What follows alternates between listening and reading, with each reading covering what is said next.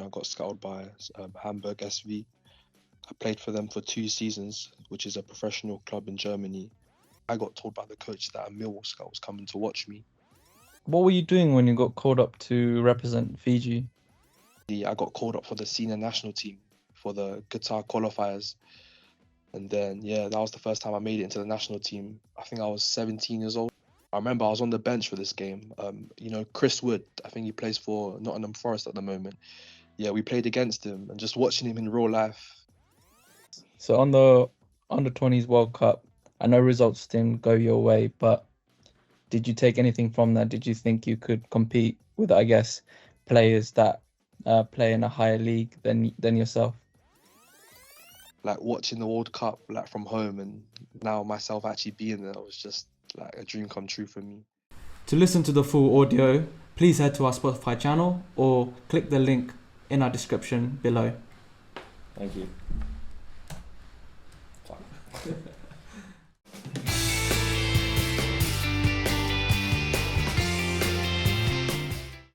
We hope you enjoyed our first guest, Peni Ravai.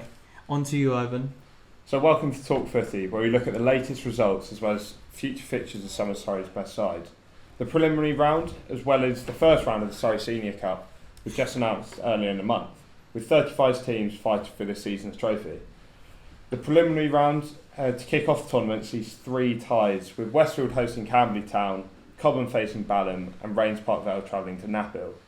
The first round then features 16 enticing ties, with last season's Senior Cup winners Metropolitan Police hosting a winner of the tie between Naphill and Rains Park, whilst last season's runner-ups Virginia Water host Shearwater. Sutton United, the highest ranked side in the tournament, travel to Epsom and Ewell, whilst National League side Dorking Wanderers and Woking face Redhill and Colliers Wood, respectively. The fans are in for a treat with these sets of fixtures, Ivan. I wonder if Met Police can replicate last year's triumph, or will we see a new winner this year? I mean, they'll certainly face an uphill battle in order to try and retain the trophy, especially with some of the quality of the other sides in the competition. Take Dorking, Woking and Sutton, for example. They may all attract the headlines, but as with any cup competition, we know anything can happen. That being said, both the National League sides have made respectable starts to the new season and will want to translate their current league form into the cup. Dorking have won 3 of their last 4 matches and now sit in 14th place in the table. As for Dan Sarle's Woking side, they've continued last season's progress and currently sit 9th in the table, just outside of the playoffs, but are winless in their last 3 games. It's great to hear both teams are in decent place in the league at the moment, although football is unpredictable and the next time we record this, that the league standings might be different. But for now, it's good to see that they're doing well. Exactly that, and at this point in the season, things can change very, very quickly. And we'll certainly have more of an indication of how each side's season will pan out in a couple of weeks and months. August and September also saw the start of the FA Cup. The preliminary rounds have seen many Surrey sides travel to higher ranked teams. Carl Shilton Athletic are the only side to make it to the 3rd qualifying round, and they'll face Cray Valley on Saturday the 30th September. And a win could set up potential tie with the National League side. As for the Women's FA Cup, the 2nd qualifying round takes place on Sunday the 1st of October. Dorking Wanderers travel to Saltdean United to kick off their FA Cup campaign, and following on from their 3-2 win over Woking in the 1st qualifying round, Leatherhead will now host Sutton United in another All-Surrey tie. Probably the shortest journey that any team will travel for the 2nd round is that of Richmond Park, as they face local rivals Richmond and Kew in what could be one of the ties of the round. I mean, we wish all the teams playing on October the 1st all the best. We want them to progress to the next round, and we would like to see some FA Cup magic.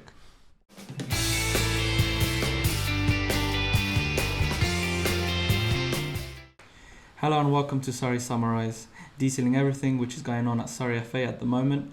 So to start with some great news, Ivan? Yeah, so Surrey County Football Association have been shortlisted for 3 separate award categories in the forthcoming County FA Recognition Awards. The first of the 3 awards which County has made the shortlist for is the Equality, Diversity and Inclusion category through our Unite Through Football programme.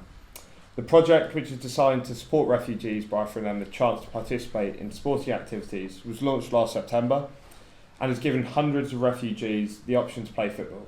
Most recently, we hosted a women's recreational training session at South Park in Reigate as the project continues to come on leaps and bounds.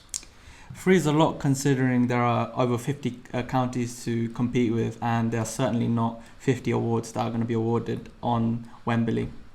Yeah, I think we can be really happy and proud of having 3 separate nominations.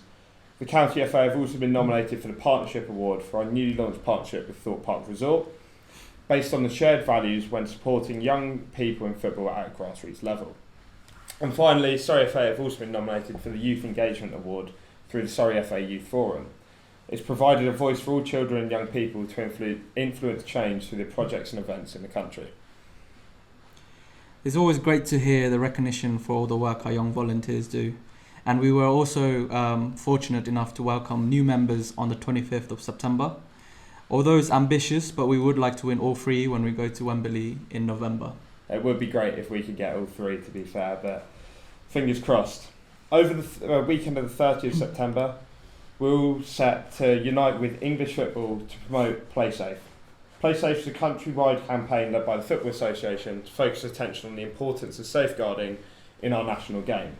No matter your role in football, we all must play a part in safeguarding. And you can take the online pledge on our website and show how you'll be making a difference over the Play Safe weekend. Although the weekend of the 30th is just a feature weekend, we must all commit to safeguarding in football all year round. Earlier on in the month, Surrey FA also launched the Under-18 Armband Initiative for referees, which looks to protect young referees in grassroots football. By clearly identifying a referee as under the age of 18, we expect coaches, parents and spectators show both respect as well as understanding in what is a very challenging role at a young age. If you are a referee under the age of 18 and haven't yet received an armband, please get in contact with the referee development team at Surrey FA. And on the Wednesday, the 18th of October, we'll be joined by Breck Foundation for an online workshop focused on how to keep children and vulnerable people safe online. And finally, we're also proud to announce that Surrey FA and Danny Fenner, who's a coach development officer from the FA Grassroots delivery team, are holding our annual race relations workshop on Thursday the 19th of October at Meadowbank Football Ground. You can find more information about that one on our website. Thank you for listening on the Series 2 of Episode 1 of The Final Whistle. We would like to thank our guest Peni Ravai for joining us, and we will see you for Episode 2.